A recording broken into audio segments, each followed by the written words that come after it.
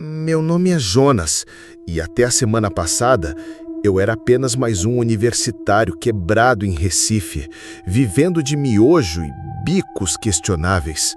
Foi no mural de classificados da faculdade, entre anúncios de aulas de violão e gente procurando colega de quarto, que eu encontrei. O papel estava amarelado, escrito à mão com uma caligrafia elegante e nervosa. Vigia noturno necessário para Farol de Itamaracá. Turno de 48 horas. Requisito indispensável: não permitir o silêncio. Salário: R$ 7.000. Não tinha telefone, apenas um e-mail. Parecia bom demais para ser verdade. Uma pegadinha. Mas meu aluguel estava atrasado e a geladeira vazia. Enviei um e-mail curto. Estou disponível. A resposta veio em menos de 5 minutos.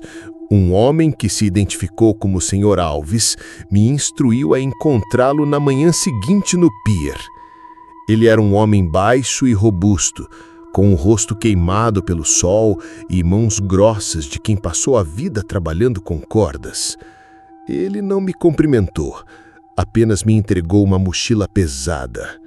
Dentro havia um radiocomunicador, um maço de pilhas, um cronômetro digital e um envelope com metade do dinheiro. As regras são simples, garoto, ele disse, a voz rouca como o som das ondas quebrando nas pedras. O farol é automatizado, a luz funciona sozinha. Seu único trabalho é lá dentro, na sala das máquinas. Existem 6 gravadores de fita antigos. Cada um toca um lado de uma fita com música clássica. Quando uma fita acaba, você tem 10 segundos para virá-la ou colocar outra. O cronômetro na sua mão vai apitar. O importante é que o som nunca pare. O silêncio é o problema. Que tipo de problema? Perguntei. Ele olhou para o farol ao longe, uma torre branca e solitária contra o céu azul. O tipo de problema que fez o último vigia pular das pedras. Ele respondeu sem um pingo de emoção. Ele me deixou em um bote pequeno e foi embora. O farol era ainda mais imponente de perto. A porta de metal rangeu, revelando um interior frio e com cheiro de sal e maresia. Subi a escada em espiral até a sala das máquinas. Era um cômodo circular com 6 gravadores de fita antigos dispostos em um círculo no chão, os fios correndo para um único gerador que roncava baixo. Cada gravador tocava uma sinfonia diferente, mas em volume baixo, criando uma cacofonia suave e constante. Vivaldi se misturava com Mozart, Bach com Beethoven. Parecia loucura. As primeiras horas foram um tédio. Eu li um livro, olhava o mar pela janela grossa. A cada 45 minutos, um dos gravadores parava com um clique. O som geral diminuía um pouco e o cronômetro no meu pulso apitava. Eu me levantava, ejetava a fita, virava e a música recomeçava. Simples. Foi quando a noite caiu que eu comecei a entender. O gerador tossiu e engasgou. Por um instante, apenas um segundo, ele morreu.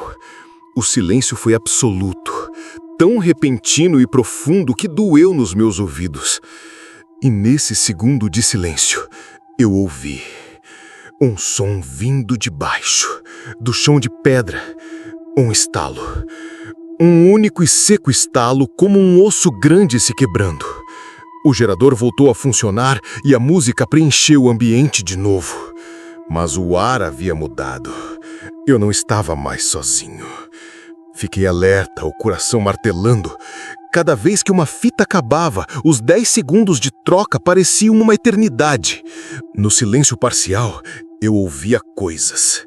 Um arrastar suave sobre o piso. Um sussurro baixo, como o vento passando por uma fenda. Mas não havia vento. Liguei para o Sr. Alves pelo rádio. Estou ouvindo coisas, som sobre o chão. A resposta dele demorou a chegar, cortada pela estática.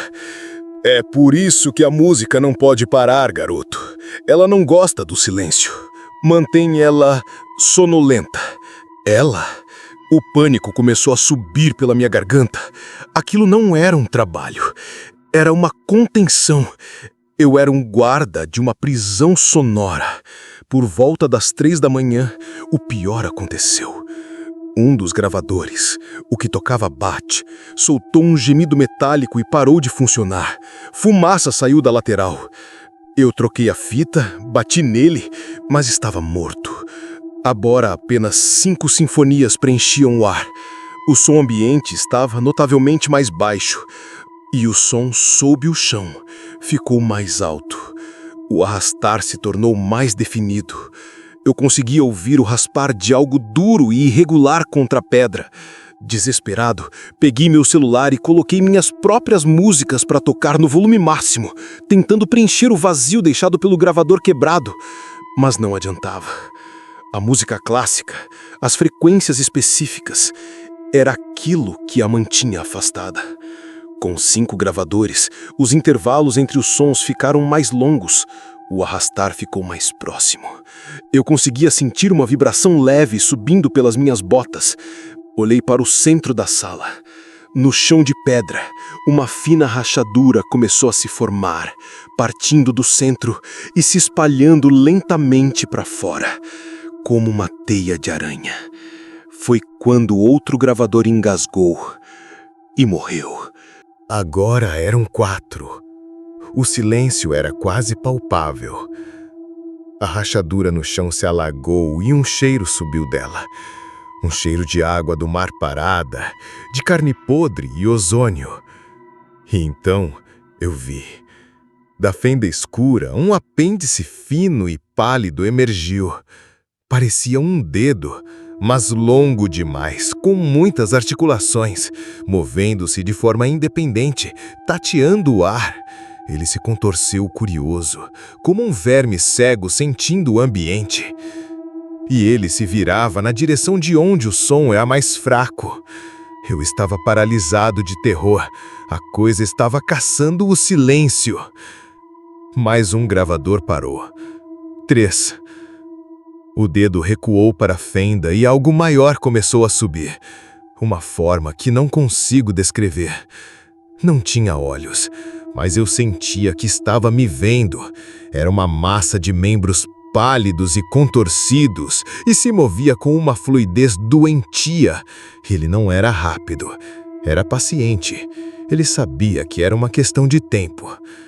Corri para os gravadores restantes, o coração na boca, esperando os cliques que anunciavam o fim de cada fita. O tempo de 10 segundos agora era uma corrida contra a morte. Em um desses intervalos, a criatura conseguiu erguer metade do seu corpo para fora da fenda. Ouvi um som de clique vindo dela, uma imitação grotesca do som do ejetar das fitas. Ela estava aprendendo. No último turno da noite, restavam apenas 2 gravadores. A criatura estava quase toda para fora, uma montanha de pesadelos no centro da sala. Eu sabia que não ia conseguir. Foi quando o último gravador parou. O cronômetro apitou, seu som eletrônico patético no silêncio quase total. A criatura se virou lentamente para mim. Eu estava encurralado. Fechei os olhos, esperando o fim. Mas, em vez de dor, ouvi um som novo. Um clique, vindo não dos gravadores, mas da porta de metal do farol. A porta se abriu com um estrondo. Uma figura entrou na sala. Era o Sr. Alves, mas ele não estava sozinho. Ele carregava algo grande. Uma arma que eu nunca tinha visto, que zumbava com uma energia azulada. "O som te atrai, não é?" Alves gritou para a criatura, a voz surpreendentemente calma. "Mas e a ausência total dele?" Ele apertou um botão na arma. Não houve tiro. Houve um pulso.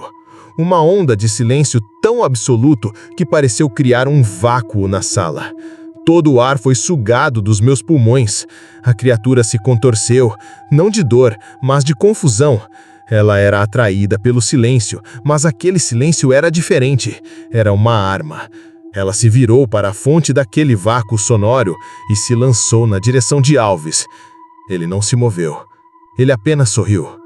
Errado, ele disse. Do lado de fora do farol, um som ensurdecedor começou.